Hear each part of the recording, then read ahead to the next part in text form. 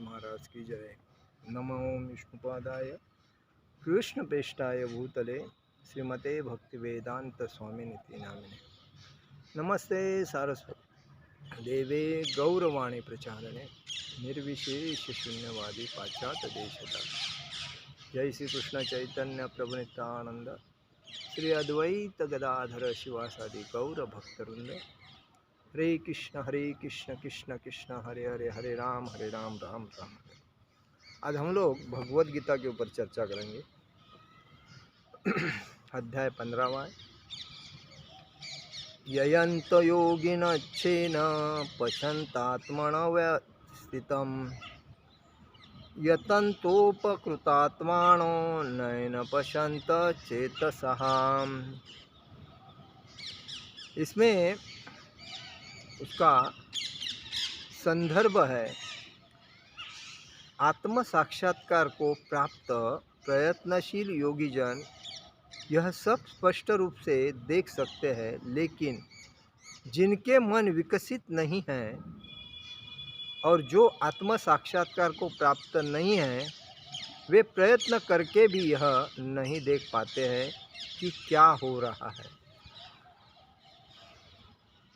यदादित्यगतं तेजो जगद्भासयतेऽखिलं यच्छन्द्रमसि यच्छाग्रो ततेजो विधि मामकम्।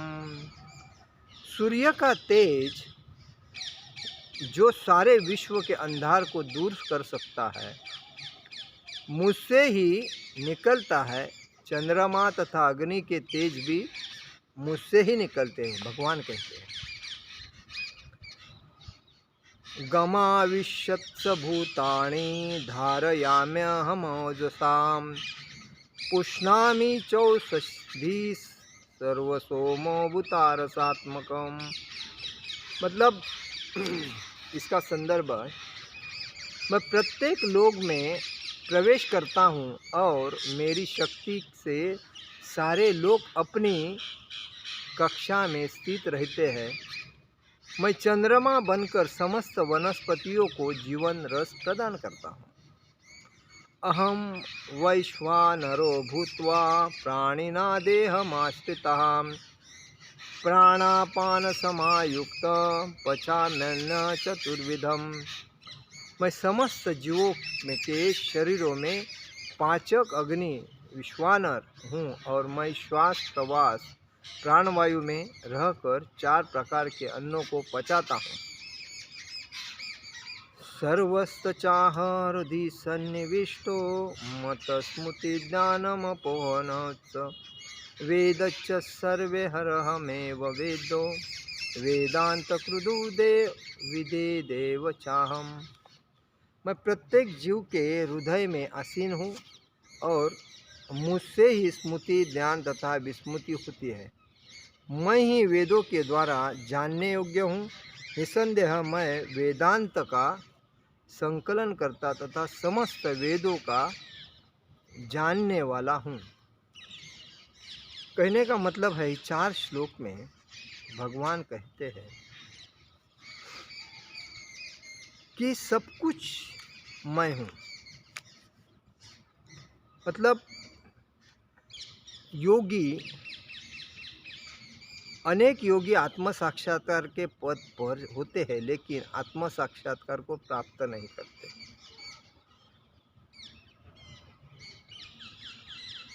जीव के शरीर में कैसे कैसे परिवर्तन हो रहे हैं, इस प्रसंग में कहा महत्वपूर्ण है कि आजकल लोग जो है योगी ज्ञानी ये जो है योगी है, ज्ञानी है और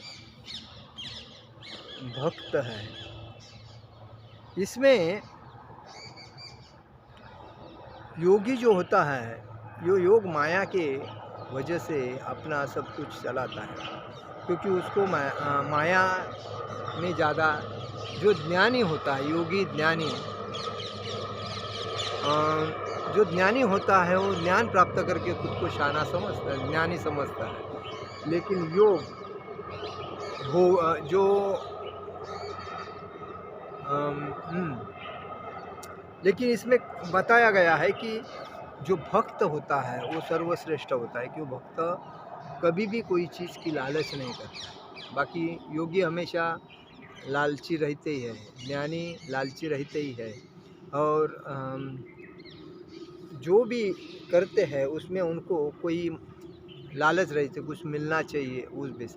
लेकिन एक भक्त जो है वो कभी लालची नहीं होता है, क्योंकि उसको तो वो भगवान के ऊपर डिपेंड रहता है, तो भगवान जो भी देते हैं उसमें वो समाधान रहता है, इसलिए भक्त सर्वश्रेष्ठ कहा गया है।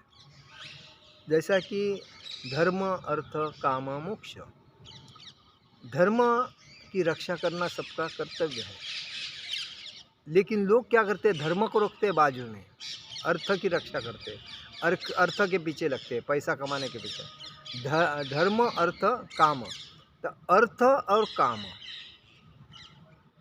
तो ये जो है उसके पीछे लगने के बाद मोक्ष तो कैसा मिलेगा उनको, जब उन्होंने कभी भी कोई अच्छा काम ही नहीं किया है तो उनको मिलेगा ही नहीं। और इसीलिए कहा गया है कि जो सचमुच योग पद्धति में रमते हैं और जिन्हें आत्मा, जगत तथा परमेश्वर की अनुभूति हो चुकी है, वही भक्ति योगी है। वे ही समझ सकते हैं कि किस प्रकार सब कुछ होता है। हम जब भक्ति करते हैं और एकाग्रता से भक्ति करते हैं तो हमारा आत्मा भी हमें सजेशन सही देता है। और जब हमारे भक्ति करने के वक्त हम कोई माया के लोभ में या लालच के लोभ में या स्वार्थ की वजह से, कोई अगर द्वेष के वजह से कोई कार्य करते हैं तो उसमें आत्म साक्षात्कार नहीं होता है, कोई भी व्यक्ति रहे। लेकिन जो प्योर भक्त है उसको उत्तम भक्त बोलते हैं। वो कभी किसी से लोभ नहीं रखता है, कभी द्वेष नहीं रखता है, और कोई स्वार्थ नहीं रखता है, माया के झंझट में तो रहता नहीं।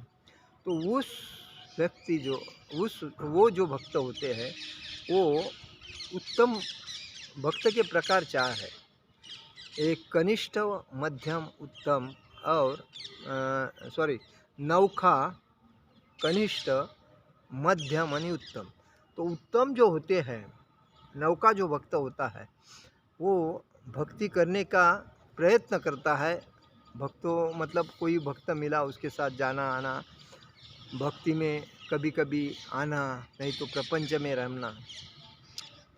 और जो कनिष्ठ होता है तो भक्त के संग रहता है, भक्त के संग रह के मंदिर में आना जाना, भक्तों के संग उठना बैठना, गुरु से मिलना, चैंटिंग करना और लेक्चर वगैरह सुनना, दीक्षा कैसी मिलेगी उसके पीछे लगना, एक कनिष्ठ भक्त। उसे जब थोड़ा अच्छा लगता है, उसको सबसे मिलने जुलने के बाद, चैंटिंग सोला माला करने के बाद अच्छी तरह, तो मध्यम भक्त में मिल जाता है। तो मध्यम भक्त का अर्थ होता है कि उसका दीक्षा होता है, दीक्षा होने के बाद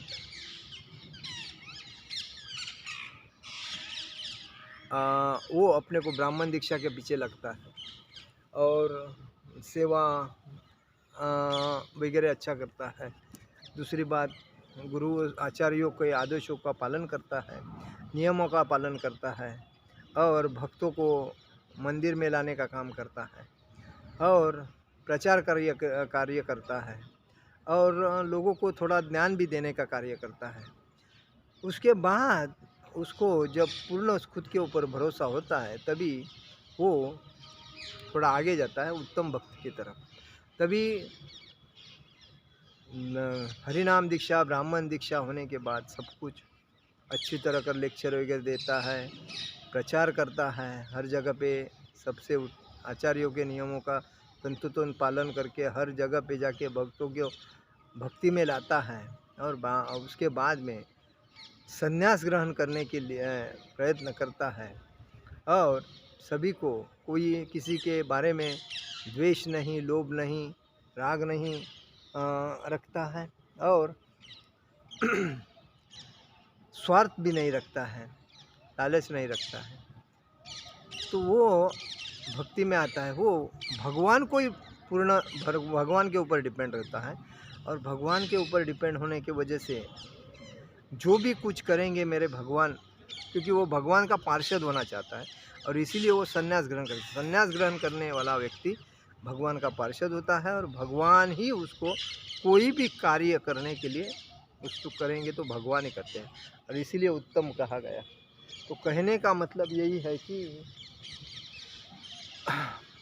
इसीलिए उत्तम कहा गया है। तो उत्तम भक्त का अर्थ यह है कि जो भगवान के पार्षद होते हैं, कभी किसी से लोभ, माया, क्रोध, अहंकार, ईर्ष्या, द्वेष नहीं रखते हैं, वो उत्तम भक्त होते हैं। ऐसे है तो भगवान यही कहते हैं कि मैं सबके अंदर हूँ, आत्मा स्वरूप है वो, और आत्मा स्वरूप होने की वजह से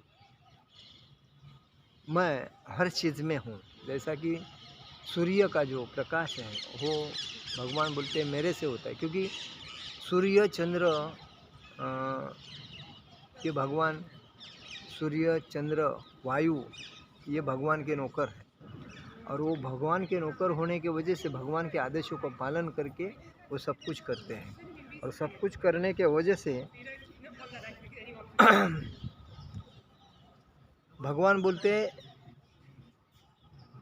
मेरे आदेशों के ऊपर चलते हैं और इसीलिए मैं सब में हूँ।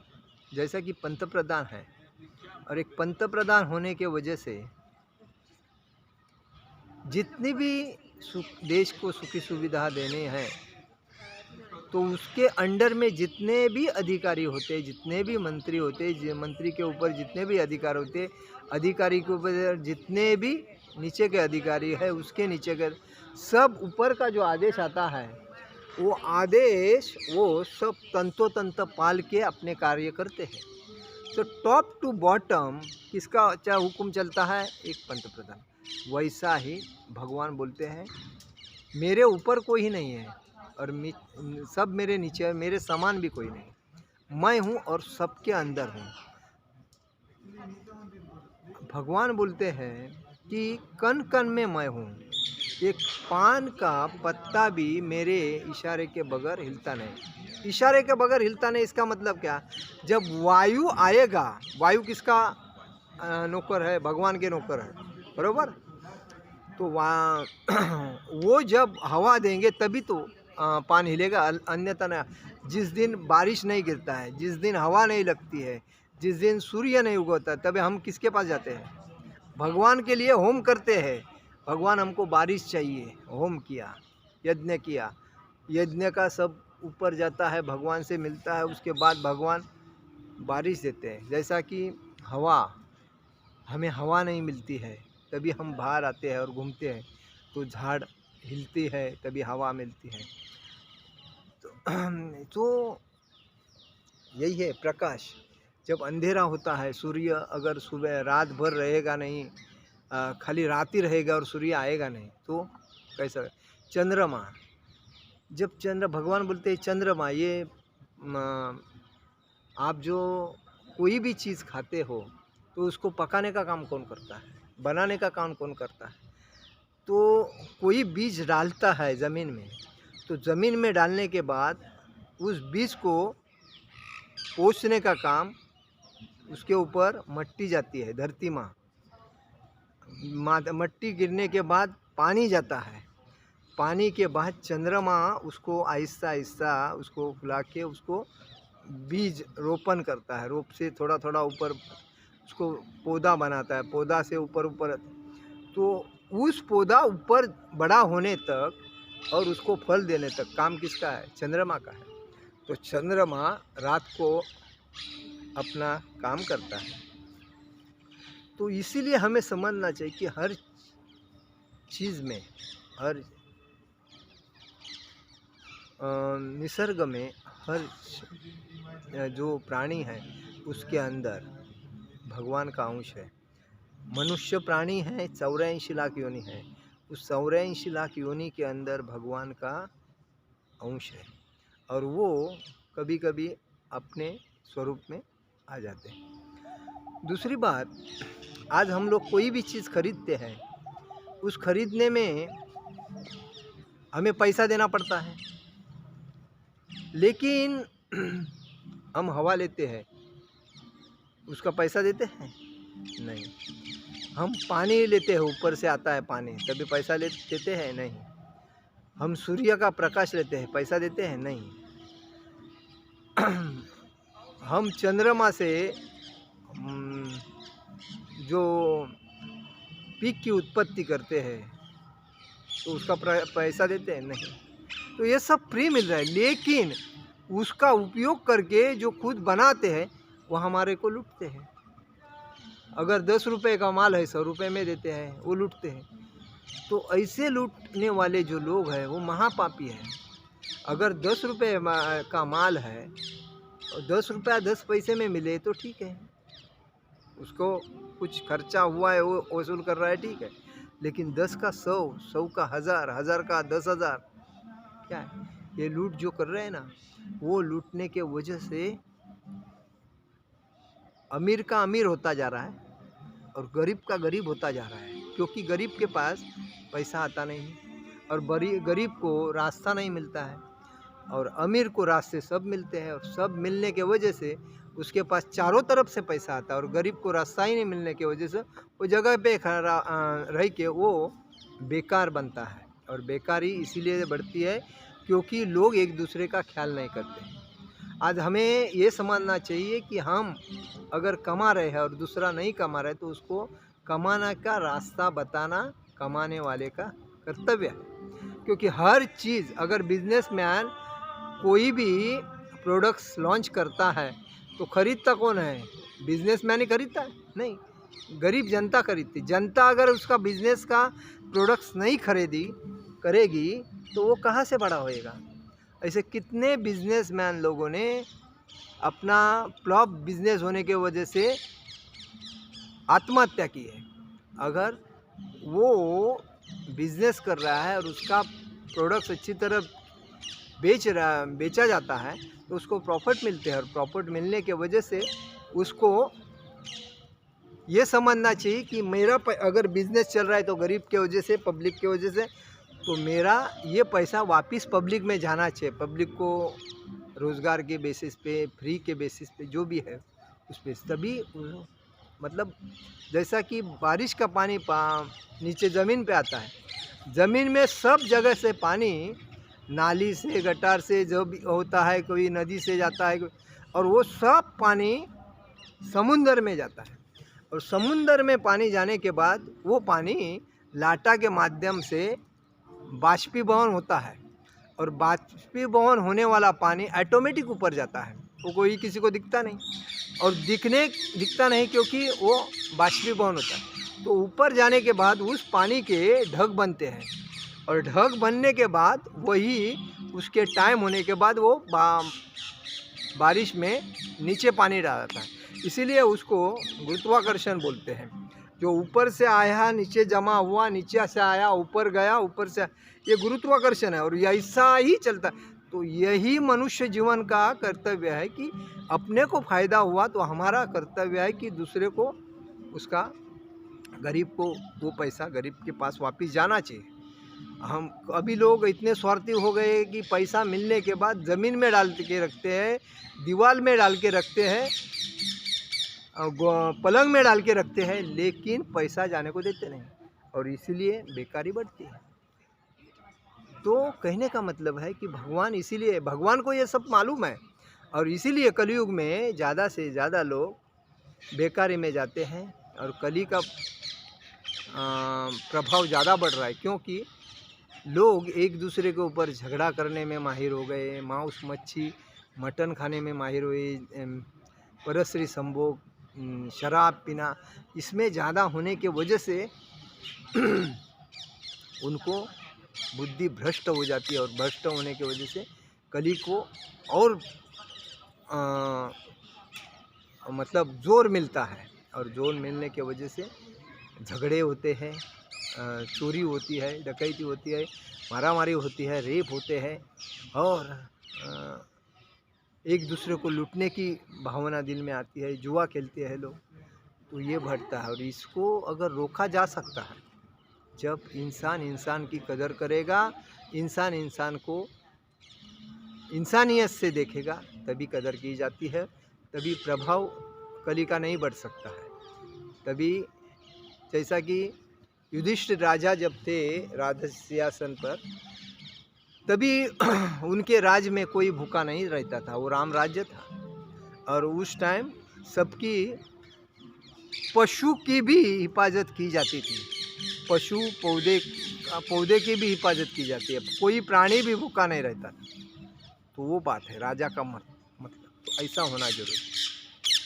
हरे कृष्ण कृष्ण कृष्ण हरे हरे, हरे राम राम राम हरे हरे।